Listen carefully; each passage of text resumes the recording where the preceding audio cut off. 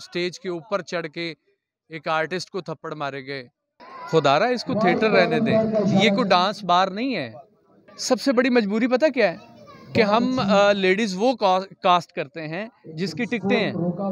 एक राडो लगती है, 5,000 रुपये का नोट ऊपर वाली जेब में, और काटन का सूट आपने पहना हो तो नंबर खुद आपके पास चल के आ जाता है। मॉनिटरिंग टीम, मुझे एक बंदा बता दे कि उन्होंने पन्ने खोल के देखे उनके, ये जो ड्रामा आप दिखा रहे हैं मुझे, ये तो स्क्रिप्ट है ही नहीं। स्क्रिप्ट कोई होता है, रिहर्सल किसी की दिखा रहे होते हैं। ये इनके सामने रेड बुल रख दें और अच्छी चीज़ें रख दें, ये खा पी के चले जाते हैं, कोई मॉनिटर नहीं हो रहा होता ड्रामा। ड्रामे का स्टार्ट देखते हैं, ड्रामे का वाइंड अप देखते हैं, उसके बाद कहते हैं कि चलो जी गाने दिखाओ, गाने देख के चले जाते हैं। हम अगर 5, 10, 15 हज़ार रुपये बचाने की खातिर आने वाली नस्ल का बेड़ा गर्क कर रहे हैं तो इसके ज़िम्मेदार हम खुद हैं। अस्सलाम वालेकुम नाज़रीन, मैं हूँ खिज़र अब्बास और आप देख रहे हैं इनर पाकिस्तान। मेरे साथ इस वक्त मौजूद है आबद अली साहब। उनसे पूछते हैं कि थिएटर इंडस्ट्री की जो मौजूदा सूरत हाल है इसके कौन ज़िम्मेदार है। अस्सलाम वालेकुम जी। वालेकुम अस्सलाम जी खिज़र भाई, बहुत शुक्रिया।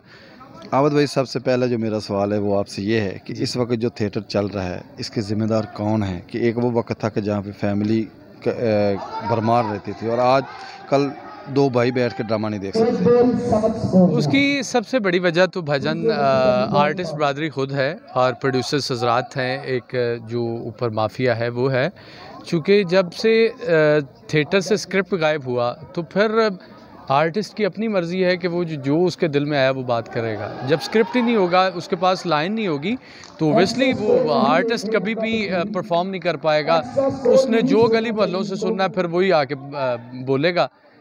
हमारी सबसे जो हमारे सर में डांग लगी है, जो हमारे सर में सबसे ज़्यादा चोट लगी है वो ये है कि हमारे थिएटर से सबसे पहले राइटर गायब किया, फिर डायरेक्टर गायब किया, फिर जो नॉमिनेटेड आर्टिस्ट थे उनको डायरेक्टर बना दिया। हालांकि ये डायरेक्टर की जो पोस्ट है वो एक अलहदा है। आर्टिस्ट कभी भी अच्छा डायरेक्टर हो तो सकता है, लेकिन सिर्फ वो अगर डायरेक्शन करे तो, अगर उसके साथ साथ वो अपने काम की तरफ भी तवज्जो देगा और डायरेक्शन की तरफ भी तवज्जो देगा तो मेरा ख्याल है कि वो एक टाइम में 2 काम कभी भी नहीं कर सकता। डायरेक्टर को और जो राइटर को ख़त्म करने वाला वो कौन सा माफिया है? ओबियसली प्रोड्यूसर्स हजरात हैं जिन्होंने सिर्फ चंद रुपए बचाने की खातिर स्क्रिप्ट ख़त्म कर दिया, डायरेक्टर ख़त्म कर दिया। तो ये सारी जिम्मेदारी प्रोड्यूसर्स पे है, जिन्होंने अपने पैसे बचाने की खातिर, बहुत सारे ऐसे बंदे जिनका सिर्फ ज़िंदगी का गुजारा ही राइटर थे वो, और लिखने पे उनका गुजारा था, स्क्रिप्ट लिखते थे तो वो ज़िंदगी गुजारते थे, उनको मार दिया। डायरेक्टर हजरात बहुत सारे घर पे बैठ गए, तो जिसकी वजह से फील्ड का बेड़ा गर्क हो गया। मॉनिटरिंग टीमें जो है वो स्क्रिप्ट पे जोर देती है कि स्क्रिप्ट, तो फिर उनका भी कसूर इसमें होगा। देखें, मॉनिटरिंग टीम कौन सी, किसकी बात कर रहे हैं आप? पंजाब आर्ट काउंसिल भी है, लाहौर आर्ट काउंसिल भी है, और उसके बाद डीसी ऑफिस भी है। नहीं, कोई भी नहीं है भाईजान। ये सिर्फ आते हैं, इनके सामने इनकी फ़ीस जमा करवा के इनके सामने रेड बुल रख दें और अच्छी चीज़ें रख दें, ये खा पी के चले जाते हैं। कोई मॉनिटर नहीं हो रहा होता ड्रामा, और कभी भी नहीं पूछा जाता। ये स्क्रिप्ट पढ़ने की तौफीक ही नहीं। फ़र्ज़ करें कि मैं एक स्क्रिप्ट जमा करवाता हूँ कि ये मैं ड्रामा करने जा रहा हूँ, मॉनिटरिंग टीम, मुझे एक बंदा बता दे कि उन्होंने पन्ने खोल के देखे उनके, ये जो ड्रामा आप दिखा रहे हैं मुझे, ये तो स्क्रिप्ट है ही नहीं। स्क्रिप्ट कोई होता है, रिहर्सल किसी की दिखा रहे होते हैं, ये सब नहीं। वो सेंसर रिहर्सल जिस दिन होती है उस दिन तो काफ़ी वो लोग आए होते हैं, हर महकमे के 2-2 लोग होते हैं, वो बैठ के बाकायदा आपकी पूरी रिहर्सल देखते हैं। नहीं सर, आप थोड़े कम कर रहे हैं। जब ये रिहर्सल देखने आते हैं, सेंसर देखने आते हैं, ये 12-14 लोग होते हैं। और ये सिर्फ कौन से महकमे के आ, ये इनके दोस्त अहबाब जो सिर्फ ड्रामे का स्टार्ट देखते हैं, ड्रामे का वाइंड अप देखते हैं, उसके बाद कहते हैं कि चलो जी गाने दिखाओ, गाने देख के चले जाते हैं। इनको ड्रामे से कोई गर्ज नहीं है। तो फिर इनको ख़त्म कर देना चाहिए। ओबियसली ख़त्म करना चाहिए। इनकी जगह पे कोई ऐसे बंदे रखने चाहिए जिनको अकल हो, ड्रामे की समझ हो। मेरे ख्याल में जितने भी मॉनिटरिंग टीम में, इनको पता ही नहीं कि स्क्रिप्ट होता क्या है थिएटर, इनको किसी को भी नहीं पता, तो वो क्या चेक करेंगे? मेरे ख्याल में आप किसी भी बंदे से पूछ लें कि ये थिएटर के पोर्शन कितने हैं, किसी को नहीं पता होगा।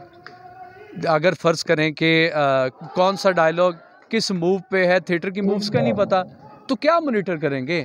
जिस चीज़ पे आप कर रहे हैं मॉनिटर वाले तो आप छोड़े, जो आपके साथ काम कर रहे हैं उन फनकारों को भी नहीं पता, और जो आपको डायरेक्शन दे रहे हैं उनको भी नहीं पता। यही तो मैं कह रहा हूँ कि भाईजान कि जो प्रोफेशनल डायरेक्टर थे, हमने खुद उनको ख़त्म किया, राइटर्स को ख़त्म किया, तो फिर थिएटर के बेड़ा गर्क के ज़िम्मेदार हम खुद हैं। इस वक्त जितने भी डायरेक्टर काम कर रहे हैं आपकी नज़र में कौन से हैं कि जिनको आप डायरेक्टर कह सकते हैं? मुनीर राज साहब हैं, बहुत अच्छे डायरेक्टर हैं। आप अलमरा के जितने भी डायरेक्टर्स हैं, जो अलमरा की अदबी बैठक में बैठे हुए हैं, अब सिर्फ बैठे हुए हैं, काम नहीं कर रहे, वो सारे डायरेक्टर्स बड़े अच्छे डायरेक्टर्स हैं, उनको पता है काम क्या है। कभी किसी ने जाके पूछा मुनीर राज साहब से कि आप यहाँ पे क्यों बैठे हुए हैं, आप आके ड्रामा सीधा करवाएं? कोई जाते ही नहीं, चूँकि उनकी फ़ीस है, वो फ़ीस हमने भरनी नहीं है। मैं फ़र्ज़ करें कि मैं किसी टीम में हूँ, तो मुझे कह देंगे कि भाईजान ये ड्रामा तैयार करवा दो, तो ये मेरी ड्यूटी नहीं है, मेरी उतनी अक्ल नहीं है कि मैं ड्रामा तैयार करवा सकूं। ये जिसका काम है उसी को ही करना चाहिए। हम अगर 5, 10, 15 हज़ार रुपये बचाने की खातिर आने वाली नस्ल का बेड़ा गर्क कर रहे हैं, तो इसके ज़िम्मेदार हम खुद हैं, आने वाले। अब आपकी नज़र में आपने अभी सिर्फ एक डायरेक्टर का नाम बताया, मुनीर राज। हाँ जी, देखें बाकिर हुसैन साहब घर बैठे हुए हैं, मेरी नज़र में वो सारे ही डायरेक्टर जो इस टाइम घर बैठे हुए हैं, जिनका काम है वो, उनको इधर होना चाहिए, काम करवाना चाहिए। पहले अवान जी के ड्रामे या सुहेल अहमद साहब के ड्रामे जो मुनीर बलराज साहब लिखते थे, या मुनीर बलराज साहब डायरेक्शन देते थे, या मुनीर राज साहब डायरेक्शन देते थे, अवान जी डायरेक्शन देते थे, या कुछ और जो बड़े बाकिर हुसैन साहब डायरेक्शन देते थे, वो 6-6 महीने 1-1 साल क्यों चलते थे ड्रामे? क्योंकि वो ड्रामे होते थे। अब हमने कम से कम 35-40 लाख रुपए की कास्ट डाली होती है, वो 7 दिन भी पैसे पूरे नहीं करके जाती, क्योंकि लाइन ही नहीं है। अभी आपने 7 दिन का बोल दिया, तो इसके जिम्मेदार कौन है? पहले 16 दिन का ड्रामा होता था, अब जो डायरेक्टर है वो ड्रामा 7 दिन। मैं वही अर्ज़ कर रहा हूँ कि सर, पहले कम से कम 1 साल चलता था ड्रामा, जो बड़ा ड्रामा होता था 1 साल, उसके बाद 3 साल, 6 महीने, कोई ड्रामा ऐसा नहीं है जो 1.5-2 महीने से कम चला हो, ठीक है।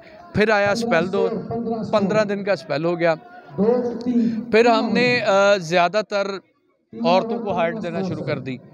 सबसे बड़ी मजबूरी पता क्या है कि हम लेडीज़ वो कास्ट करते हैं जिसकी टिकटें हैं, जिसको काम नहीं है, जिसकी टिकटें हैं, जिसको पीछे देखने वाले लोग आते हैं, जिसके जानने वाले लोग आते हैं। ये प्रॉब्लम है सबसे बड़ी। अभी जिस तरह आपने ये बात की कि जिसकी टिकटें हैं, अगर आपका कभी दुबई चक्कर लगा हो, या जो दुबई जाती हैं लड़की, उनका इंटरव्यू किया हो आपने, तो वो भी यही कहती है कि हम जब अपने कलेक्शन पे तो वो कहती है कि हम फिर अपने कस्टमरों को रात को कॉल करते हैं, दिन टाइम कॉल करते हैं कि रात को आपने ड्रामा देखने आए, तो क्या हमारा जो ड्रामा है वो उस जगह पर जा रहा, उसी तरफ उस सर भाई, मैं पहले भी वही अर्ज़ कर चुका हूँ, आपने बिल्कुल इसको एलेबरेट कर दिया, इसको खोल दिया। मैं यही बात मैं कर रहा हूँ कि ये खुदारा इसको थिएटर रहने दें, ये कोई डांस बार नहीं है जिसको मतलब कस्टमर्स को या क्लाइंट्स को या आपके जो लोग हैं उनको कॉल्स करके कि जी रात को ड्रामा देखना है तो लाजमी आइएगा, मेरी इज़्ज़त का मसला है, तो ये तो फिर थिएटर तो ना रह गया। अच्छा, एक और अंदर की बात बताएं, हम लोग इस जर्नलिस्ट हैं, हम लोगों को उस लड़की का नंबर इतनी जल्दी नहीं मिलता जितनी जल्दी नंबर कोई ड्रामा देखने वाला फ़ैन उसका ले जाता है। इसके पीछे कौन लोग हैं जो इतनी जल्दी उनको नंबर मुहैया कर देते हैं? हाँ, ये बड़ी अच्छी बात आपने पूछी है। एक राडो लगती है, 5,000 रुपये का नोट ऊपर वाली जेब में, और काटन का सूट आपने पहना हो, तो नंबर खुद आपके पास चल के आ जाता है। मैं इससे ज़्यादा अब क्या खोल के बताऊं। एक काटन का सूट आपने लेना है, 1,600 रुपये का आएगा, ठीक है। 5,000 रुपये का, चाहे वो जेली हो, ऊपर नोट लगा के, तो वो नज़र आना चाहिए बाहर से। चाइना की राडो मिलती है, वो पहन के आ जाएं, और अच्छी खेड़ी पहन लें, तो चाहे रेंट पे गाड़ी लेके आ जाएं, तो 2 दिन आप ड्रामा देखेंगे, तीसरे दिन आपके पास नंबर होगा भाईजान। फार्मूला अच्छा में 10,000 में आप नंबर ले सकते हैं, वो भी अपने ऊपर खर्च करके, अपने ऊपर खर्च करके भाईजान। किसी को मतलब ज़रूरत नहीं है, जो उनके असिस्टेंट्स हैं ना, जो उनके असिस्टेंट लोग हैं वो आपको खुद ही कॉल कॉल कर लेंगे कि भाईजान किधर रहते हैं, क्या काम है आपका, ये सारा। इस वक्त लाहौर में आपकी नज़र में बेहतरीन ड्रामा कौन से थिएटर में हो रहा सिर्फ अलमरा, है? अलहमरा दो हैं, कज़ाफ़ी और माल। दोनों में। देखें, अलमरा वन चूँकि उसमें मैं अगर दोनों की बात अगर करें तो अलमरा ड्रामा ही चलता है, ठीक है। अलमरा 2 की मैं बात नहीं करता। जो कज़ाफ़ी वाला थिएटर है उसमें आप अगर पिछली वीडियोस उठा के देख लें तो मैं खुद शर्मिंदा था कि गवर्नमेंट का थिएटर होते हुए इतनी फहाशी और इतनी गंदी बातें और सिक्योरिटी की अदम मौजूदगी की वजह से रोज़ाना पिछले दिनों एक वाक़या हुआ कि स्टेज के ऊपर चढ़ के एक आर्टिस्ट को थप्पड़ मारे गए। तो ये सिर्फ वजह यही है कि हम अगर पब्लिक से डायरेक्ट हो जाएंगे, कोई ऐसी बातें पब्लिक में करना शुरू कर देंगे जो हम अपने भाइयों बहनों से नहीं कर सकते, तो फिर ओबियसली थप्पड़ तो पड़ेंगे। ये वजह है। ड्रामे को अगर ड्रामा समझा जाए तो मेरा ख्याल है कि उस वक़्त भी ब्यूरोक्रेट्स आते थे, जितनी ब्यूरोक्रेसी थी वो आके ड्रामा देखती थी। आज नहीं आती, उसकी वजह क्या है? उसकी वजह ये है कि ड्रामा हो नहीं रहा। आज जो नॉन कमर्शियल थिएटर्स हैं, पैरेलल थिएटर जितने भी हो रहे हैं, 10-10 हज़ार रुपए की भी टिकट है, लोग लेते हैं, ठीक है। जिस तरह अनवर मसूद साहब के ड्रामे हैं, वो क्यों लेते हैं लोग? वही लोग हैं, ड्रामा देखने वाले लोग हैं। हम अगर अपने थिएटर्स की बात करें ना, तो यकीन करें कि बुकिंग के बाद मछली मंडी लगी होती है। इस तरह लगा होता है कि कोई साहिवाल जाने वाली बस है और हाकर्स बाहर खड़े होकर कह रहे हैं आ जाओ आ जाओ आ जाओ, बस आखिरी सीट आखिरी सीट। तो अब ये शर्मिंदगी की बात है। इंटर पाकिस्तान के नाज़रीन के लिए आपका मैसेज? इंटर पाकिस्तान देखते रहिए, इसको शेयर भी कीजिएगा। ये बड़ी चटपटी खबरें होती हैं और बाज़ टाइम ऐसी भी खबरें होती हैं कि जो आपको देख के लगेगा कि यार ये पता नहीं कित्थों कट लिया है ठीक है, तो इसको देखते रहिएगा। Stay blessed, thank you so much. जी, तो नाज़रीन आपने आबिद अली की बातें सुनी। मैं उम्मीद करता हूँ कि आपको ये गुफ्तगू पसंद आई होगी। अगले इंटरव्यू तक के लिए मुझे इजाज़त दें। अल्लाह हाफ़िज़।